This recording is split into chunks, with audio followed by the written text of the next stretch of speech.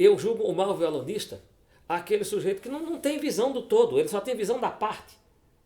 E ele bota defeito em todo mundo. Eu só vou conseguir aprender alguma coisa com alguém que é diferente de mim, que sabe algo que eu não sei.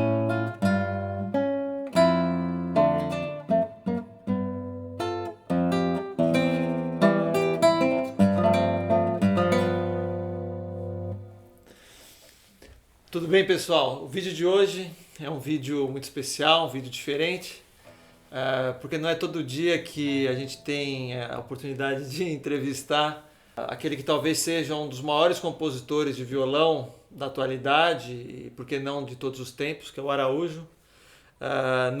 Nos meios violonísticos aqui no Brasil, ele é extremamente famoso. Suas obras ele conta talvez com mais de 600 peças para violão. Que maravilha de música foi essa que você começou aí tocando, Araújo? Rapaz, eu nem sabia que estava gravando. Se chama Além deste Mar, a primeira parte.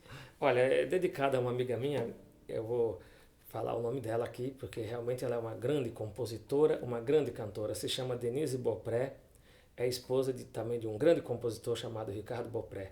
Eu não queria fazer para você perguntas simples, assim. Eu quero aproveitar você para fazer perguntas mais ousadas e até provocativas. A primeira coisa que eu quero te perguntar é o seguinte. O violão, ele é um instrumento que foi veículo para diversas tradições musicais, principalmente no século passado.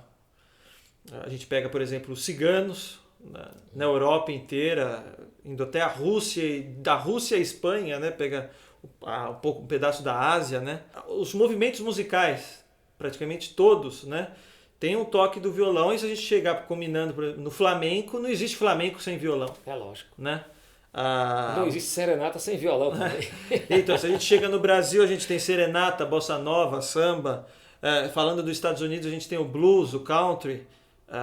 E a evolução do violão, né? ou o primo do violão, que é a guitarra, que todos, o movimento musicais, todos, dos anos 60 para frente, o rock, etc., todos dependem da guitarra. Então a gente tem todo esse fundo, importância artística do violão nos últimos 100, 150 anos. E por outro lado, alguns dizem que existe um outro violão, que seria talvez o violão correto, que eles chamam de violão erudito. Que, digamos, se você não estudar esses moldes de música, você talvez nunca será ninguém. Você não está fazendo uma boa música se não for por esse lado. Obviamente que não vamos generalizar, mas existe um certo conservadorismo extremo na música erudita. Eu queria saber o que você pensa disso, ou quem sabe até do que você pensa de quem pensa assim, né? Que desmerece o popular e pensa só no erudito.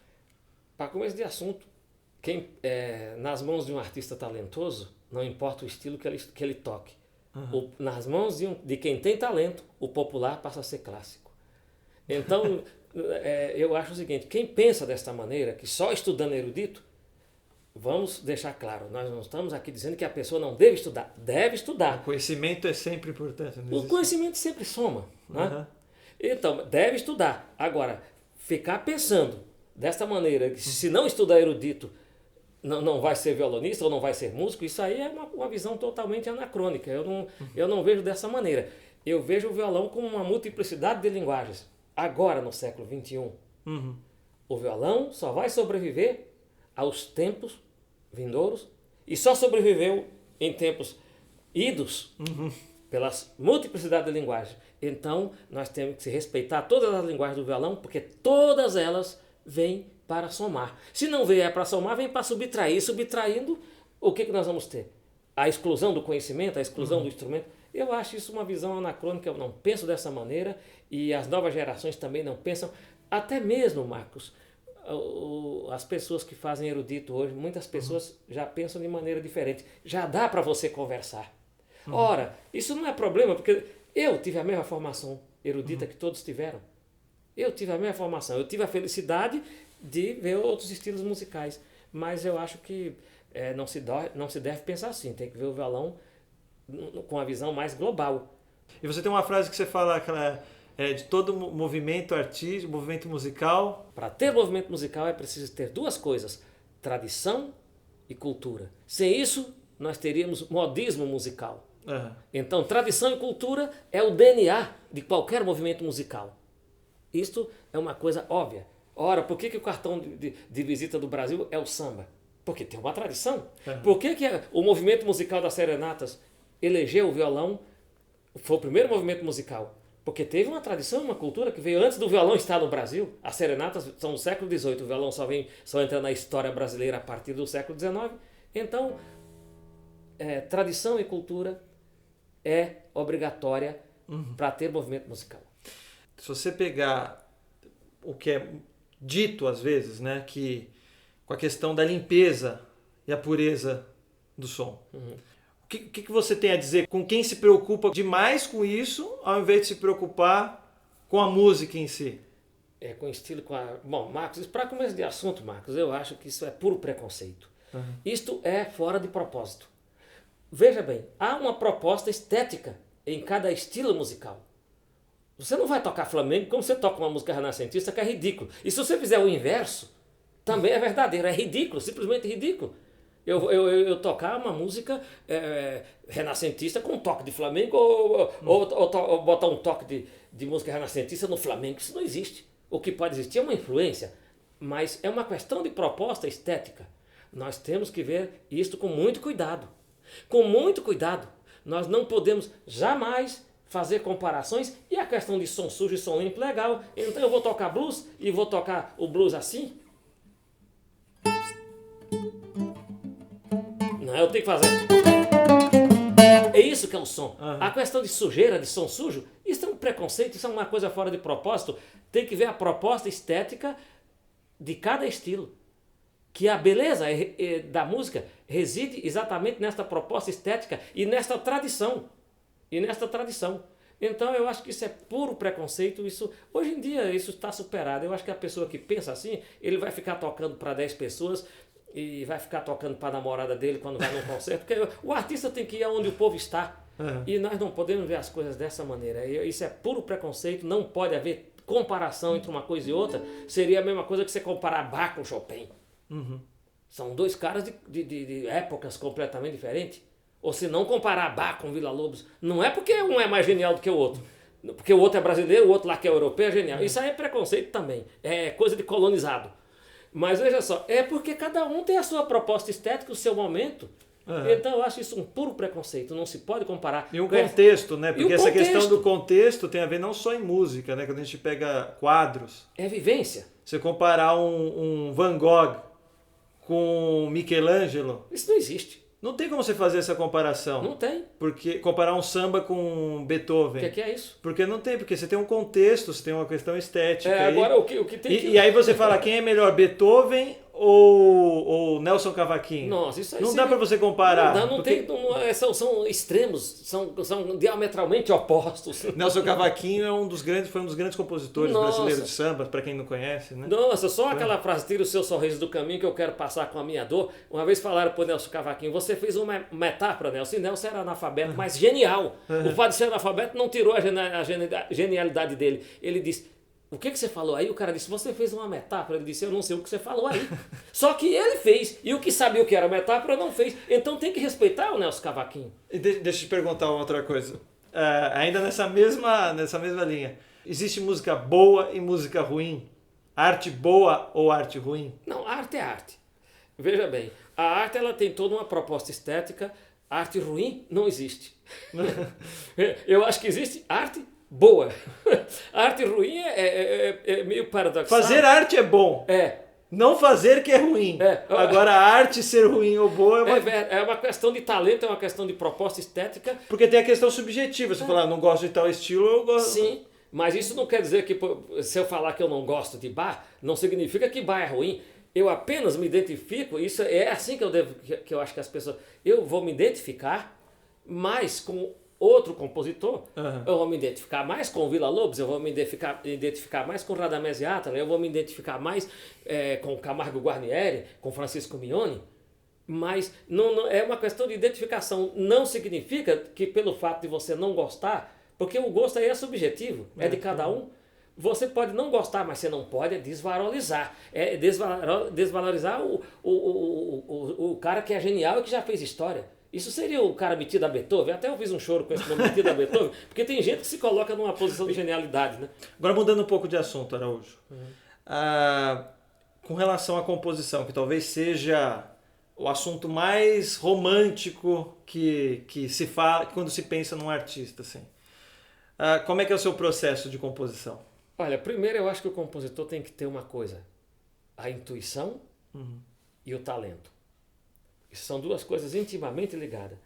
A intuição, nós sabemos que ela existe. Agora, a ciência até hoje não vai explicar isso para ninguém, cara. Você pode acreditar nisso, que não vai explicar. A ciência, você sabe que a intuição... O processo criativo é um mistério. É um mistério. Isso é um mistério. Porque se você fizer essa pergunta para 50 compositores, eles vão dar 50 respostas totalmente diferenciadas uma da outra. Mas como é que você... Não sei se é possível. Você senta e começa a improvisar... Você pensa em algo antes, ou isso cada hora é de um jeito? Não, cada hora é de Não tem resposta isso? Não tem uma resposta precisa, mas a gente pode precisar certos momentos. Nós podemos precisar certos momentos que o compositor realmente vem aquele insight, aquela intuição. E depois aquela ideia vai ser trabalhada. Agora, existe a vivência. A vivência é muito importante. Ele tem que ver o mundo que está à sua volta. Se não fosse assim, o que é o artista? O artista, no caso da música ou em qualquer outra atividade artística, ele é um cara que ele traduz o momento em que ele vive, o momento íntimo dele. Então, veja, o compositor tem que ter duas coisas: talento, e se ele tiver talento, ele vai ter intuição. E necessidade de expressão, ele vai ter necessidade de se expressar. Ele tem necessidade, ele não faz por vaidade. Nessa linha, o que seria, o que você julga um bom violonista e um mau violonista? Eu julgo o mau violonista aquele sujeito que não tem visão do todo, ele só tem visão da parte.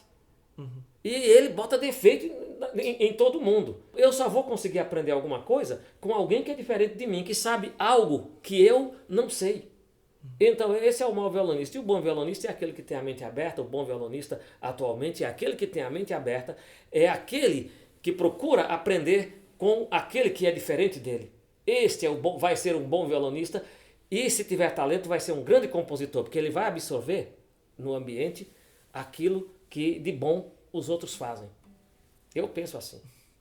Genial, Araújo. Obrigado. Eu agradeço a oportunidade, Marcos, e agradeço e devo lhe agradecer pela oportunidade de estar aqui, né, no seu canal, e agradeço a você também por ter gravado a minha música Sertanejo Cidadão tão bem e tão genial como você gravou. Eu aproveito para falar isso com toda sinceridade.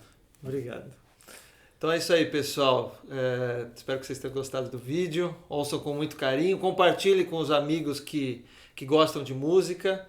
E vamos batalhando para a gente divulgar boa música. Que essa coisa que talvez... A arte é uma coisa que une as pessoas, né? Você costuma dizer uma coisa que não existe artista sem público. Não. Artista sem público, eu repito isso em todo recital que eu falo. Artista sem público é como um rio sem água. O artista precisa do público. O público é a saúde vital do artista. Então, existe o ser musical e o ser músico. O ser músico, qualquer um pode ser. Aprende música, estuda o aspecto acadêmico da música. Mas o ser musical, ele será certamente um ser músico. Por que ele vai se transformar em um ser músico? Porque ele já tem aquilo no sangue. Então o conhecimento vai fazer ele exteriorizar. E também pode fazer com que ele não tenha conhecimento nenhum e ser um grande músico.